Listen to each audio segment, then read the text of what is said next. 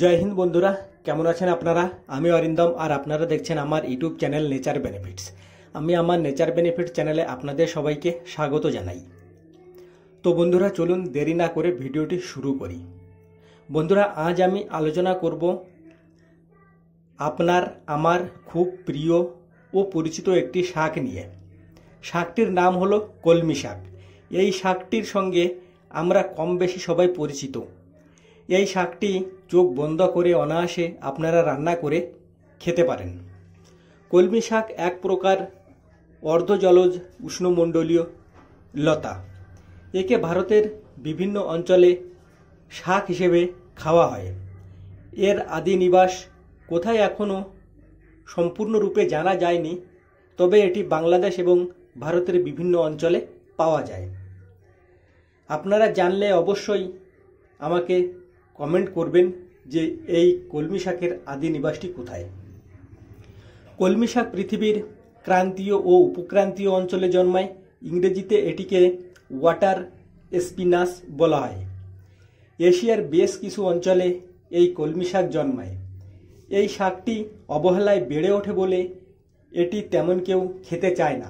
তবে আপনারা শুনলে অবাক হবেন যে এই শাকের উপকারিতা কতটা রয়েছে আমাদের মানব শরীরের উপর। এই কলমি শাকে রয়েছে প্রচুর পরিমাণে ভিটামিন। যারা জানেন না এই শাকের উপকারিতা, তারা এই ভিডিওটি শেষ পর্যন্ত দেখুন। শাকটিকে চিনে এর উপকারিতা জেনে আজ থেকেই খেতে শুরু করুন কলমি শাক। এটি অন্য কোনোভাবে খেতে না চাইলে আপনারা এটি রান্না করে অবশ্যই খেতে পারেন। কলমি শাক জল এবং ভেজা মাটিতে জন্মায়। মাটির উপরে এবং জলের উপরে এটি লতিয়ে বড় হয়। এই শাকের ডাঁটাগুলো 2 থেকে 3 মিটার পর্যন্ত লম্বা হয়। কোথাও কোথাও এর চেয়ে বেশি লম্বা হতে দেখা গেছে। এই শাকের লতায় বা ডাঁটায় পর্ব বা গিঁট থাকে। সেই গিঁট থেকে শিকড় বের হয়। এই গাছের ডাঁটা ফাঁপা হয় বলে এটি জলের উপরে খুব ভালোভাবে ভেসে থাকে। কলমি শাকের পাতা অনেকটা লম্বাটে ত্রিকোণাকার বল্লমাকৃতির হয়ে থাকে। ফুলগুলো ট্রাম্পেট আকৃতির হয়ে থাকে। ফুলগুলো সাধারণত সাদা রঙের, গোড়ার দিকে বেগুনি রঙের হয়ে থাকে।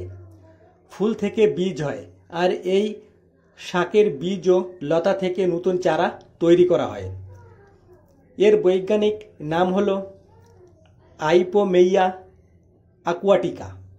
পৃথিবীর বিভিন্ন জায়গায় এর বাণিজ্যিকভাবে চাষও করা হয়, যেমন দক্ষিণ পূর্ব এশিয়ার এবং পূর্ব দক্ষিণ এশিয়ার বেশ কিছু জায়গায় কলমি শাকের চাষ করা হয়। ভারত এবং বাংলাদেশে এটি শাক হিসাবে বেশ জনপ্রিয়। আমি আজ এই শাকের খুব সাধারণ কিছু উপকারিতা নিয়ে আপনাদের সামনে আলোচনা করব। তো বন্ধুরা, চলুন জেনে নিই এর উপকারিতা। কলমি শাকে ক্যালসিয়াম থাকে বলে এই শাক হাড় মজবুত করতে সাহায্য করে। এই শাকে রয়েছে প্রচুর পরিমাণে ভিটামিন সি, যা স্কার্বি রোগের প্রতিরোধ করতে সাহায্য করে। কলমি শাক বসন্ত রোগের প্রতিষেধক হিসাবে কাজ করে। কলমি শাক খেলে বসন্ত রোগ হওয়ার ঝুঁকিও কমে যায়। পর্যাপ্ত পরিমাণে আয়রন থাকায় এই শাকে রক্ত শূন্যতা রোগীদের জন্য খুবই উপকারী। জন্মের পর শিশু মায়ের বুকের দুধ না পেলে মাকে কলমি শাক রান্না করে খাওয়ালে শিশু পর্যাপ্ত পরিমাণে দুধ পাবে। নিয়মিত কলমি শাক খেলে কোষ্ঠকাঠিন্য দূর হয়। শরীরের কোথাও ফোড়া হলে কলমি পাতা একটু আদা সহ বেটে ফোড়ার চারপাশে লাগালে ফোড়া গলে যাবে এবং পুঁজ বেরিয়ে যাবে, ঘাও শুকিয়ে যাবে। পিঁপড়ে, মৌমাছি, বলতা কিংবা পোকামাকড়ে কামড়ালে কলমি শাকের পাতা ডগা সহ রস করে লাগালে যন্ত্রণা কমে যায়। কোষ্ঠকাঠিন্য হলে কলমি শাকের রসের সঙ্গে আখের গুড় মিশিয়ে শরবত বানিয়ে সকালে বিকালে 1 সপ্তাহ খেলে ভালো উপকার পাওয়া যায়। সেই সঙ্গে আপনার আমাশা থাকলে আমাশা রোগও ঠিক হয়ে যায়। গর্ভ অবস্থায় মেয়েদের শরীরে জল জমে যায়, সেক্ষেত্রে কলমি শাক বেশি করে রসুন দিয়ে ভেজে 3 সপ্তাহ মতো খেলে শরীরে জমা জল কমতে শুরু করে। তো বন্ধুরা, দেখলেন তো এই আগাছা জাতীয় শাকের কতটা উপকারিতা রয়েছে। বন্ধুরা, ভিডিওটি কেমন লাগলো অবশ্যই কমেন্ট করে জানাবেন। আমার দেওয়া জানকারি যদি আপনাদের ভালো লাগে তাহলে অবশ্যই ভিডিওটি লাইক, কমেন্ট, শেয়ার করবেন এবং এই ধরনের ভিডিও দেখতে আমার চ্যানেলটি অবশ্যই সাবস্ক্রাইব করবেন। তো বন্ধুরা, ভিডিওটি যদি আপনাদের একটু হেল্পফুল বলে মনে হয় তাহলে অবশ্যই একটি লাইক, কমেন্ট, শেয়ার করবেন আর আমার চ্যানেলটি অবশ্যই সাবস্ক্রাইব করে রাখবেন। তো বন্ধুরা, ভিডিওটি আজ এই পর্যন্ত। কথা হবে আগামী ভিডিওতে। ততদিন ভালো থাকবেন, সুস্থ থাকবেন। জয় হিন্দ।